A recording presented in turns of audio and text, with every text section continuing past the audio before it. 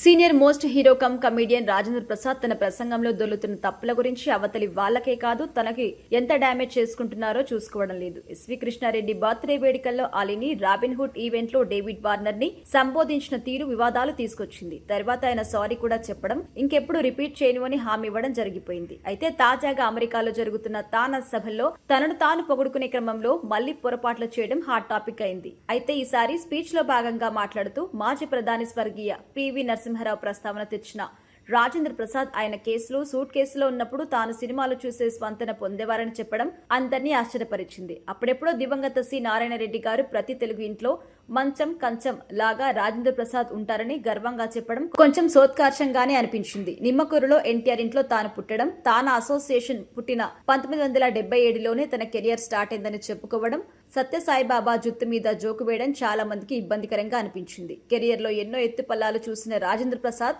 ఇలా మాట్లాడడం కొత్త కాకపోయినా అంత పెద్ద వేదిక మీద ఇలాంటి స్పీచ్ ఇవ్వడం మీద కామెంట్స్ అయితే వస్తున్నాయి. టాలీవుడ్ సీనియర్ ఆర్టిస్టులో చాలా బిజీగా ఉన్న వాళ్ళలో ఈయన ముందు వరుసలో ఉంటారు. ఇలాంటి టైంలో మరింత హుందాగా ఉండాలి తప్ప అనవసరంగా వేరొకరు వేలెత్తి చూపేలా ఉండకూడదు. ఒకప్పుడు ఎన్నో క్లాసికల్ ఇండస్ట్రీకి అందించిన మాట వాస్తవమే, కానీ అవి లేకపోతే పరిశ్రమ ఏమైపోయేదో అన్న రేంజ్ లో చెప్పుకోవడం మాత్రం కరెక్ట్ కాదు. మొత్తానికి పెద్ద అయిన మరోసారి జనం నోలకి పనైతే చెప్పేశారు.